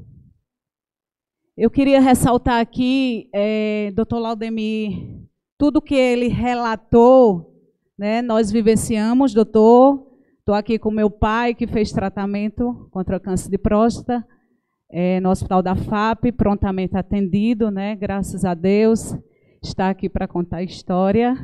E eu quero falar da importância da família, né? Como eu sempre converso com Patrícia, muito importante o apoio familiar, e dizer que, no primeiro momento, como o doutor disse, é difícil, não é impossível. Olhamos para ele e dissemos a ele, estamos juntos, né? E foi assim. E lembro da primeira radioterapia, que foi o processo que ele passou. O médico passou pela manhã e o médico olhou para mim e disse, você está mais nervosa que seu pai. E eu disse a ele, doutor, não é fácil, mas o senhor pode mudar o horário da rádio dele, porque eu quero acompanhar todo o processo. Aí ele olhou para mim e disse, você pode vir à noite? Aí eu disse, posso. Doutor Laudemir, foram 38 noites seguidas no Hospital da FAP. E deu tudo certo.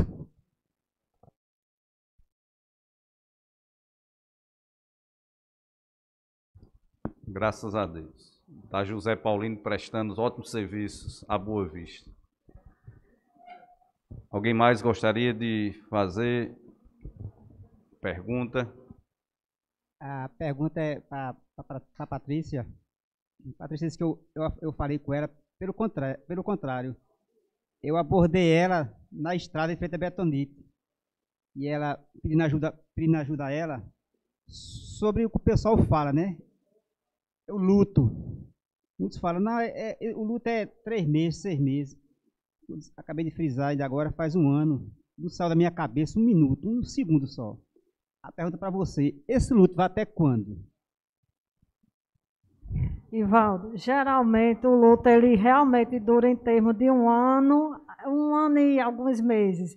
Ocorre que esse luto, essa regra não é geral para todas as pessoas, porque cada pessoa tem um enfrentamento diferente em relação a isso. Então, se você não está conseguindo sozinho, procure ajuda profissional para você elaborar melhor isso. Uma vez que já faz 1 ano, não é isso?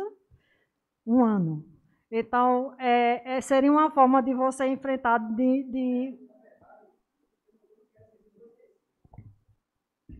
Obrigado. Na verdade, eu não esqueci, nem quero esquecer. Eu queria mais aliviar, porque ficou muito na minha cabeça, sabe? Está ficando. Quando eu vejo o doutor Laudemir, tudo que ele falou para mim no hospital, entendeu? E quando ela foi no banheiro, o doutor Laudemir falou para mim assim, que o que a medicina tem que fazer, já fez. Chegou ao fim. Uhum. O doutor Laudemir falou para mim, né? E ele fez um tipo de requisição, um documento, que até eu tinha falado que o Fernando tinha emprestado um respirador.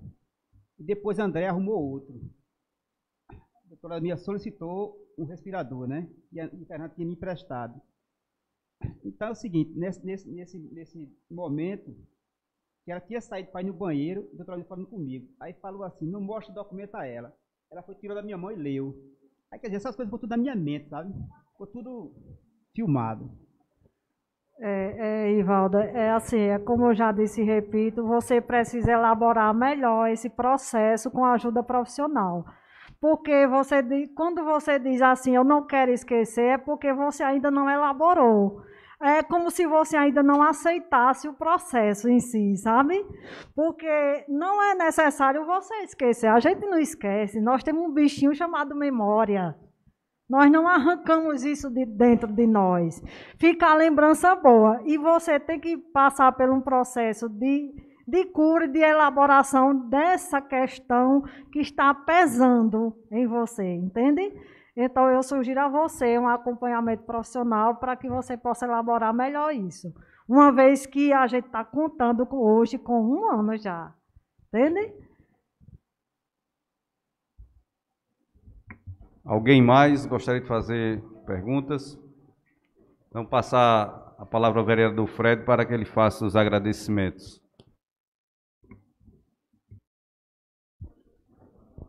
Em nome de todos os colegas vereadores desta casa, queria aqui agradecer ao doutor Laudemir pelos esclarecimentos que trouxe para a nossa sociedade, a você, Patrícia, por ter também feito sua participação e levando conhecimento também da nossa população, a você, internauta, que nos assistiu aqui, essa sessão tão importante, e a vocês que estão aqui no plenário, acredito que conseguiram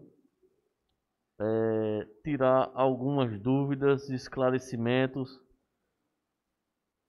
com uma palestra ampla feita por Dr. Laudemir, aonde na oportunidade não só teve abrangência para o público masculino, também para o público feminino que aqui está presente. A vocês, profissionais de saúde, que também de uma forma carinhosa vieram aqui prestar os seus serviços. A secretária Luísa, quando fizemos o convite e oficializamos e que estaríamos realizando essa sessão, não mediu esforços para a realização. Também, quando levamos ao conhecimento do prefeito desta sessão, ele também achou que era necessário e importante para o nosso município. Então, aqui fica meu agradecimento, e que naquele dia eu tive a felicidade de trazer esta sessão para a nossa população. Então, meu boa noite e todos fiquem com Deus.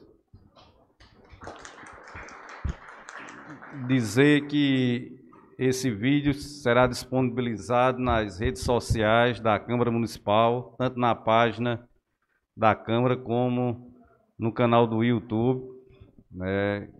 Vai ser uma fonte de informação e de esclarecimento a toda a população boavistense e a quem assim desejar assistir. E dizer que hoje nós fomos presenteados, por saber desse trabalho de acompanhamento que o Dr. Laudemir irá fazer junto com a Secretaria Municipal de Saúde na prevenção do câncer de colo de útero, Isso é uma iniciativa, tenho certeza que ele terá todo o apoio da Secretaria Municipal, do prefeito André e desta casa como instituição que tem a função de divulgar boas ações como essa que o doutor Laudemir está trazendo para o nosso município. Então, em nome do Poder Legislativo, ficam os nossos sinceros agradecimentos, e que a você e tanto a Patrícia, que essa seja uma primeira de muitas outras sessões. Recordo aqui que em 2017 fizemos com a doutora Suzana, também tratando da prevenção do câncer de mama, A gente sempre traz essas palestras como informativas à nossa população. Mais uma vez, agradecer ao vereador Fred pela iniciativa de propor a realização desta sessão especial. Agradecer aos parceiros, Secretaria Municipal de Saúde, Prefeitura Municipal, Laboratório de Análises Clínicas, os nossos sinceros agradecimentos aos funcionários desta casa, aos colaboradores, Faustino Filmagens, registrar a presença do ex-vereador Irã Leite, vereador da primeira legislatura da Câmara Municipal de Boa Vista, que nos honra com a sua presença.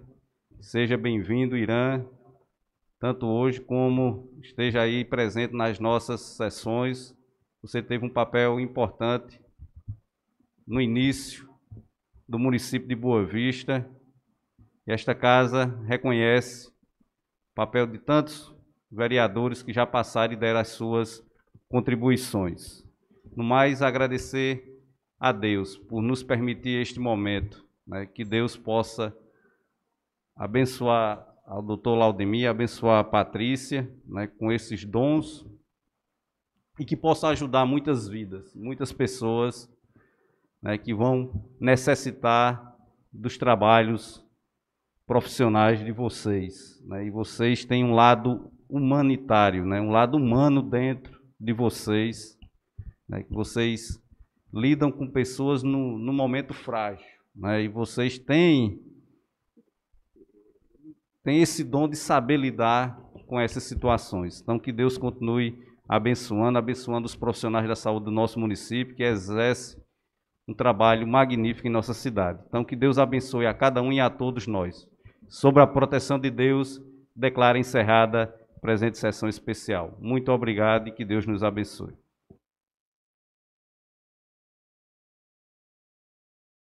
Agora tem um lanche aí para todos, certo?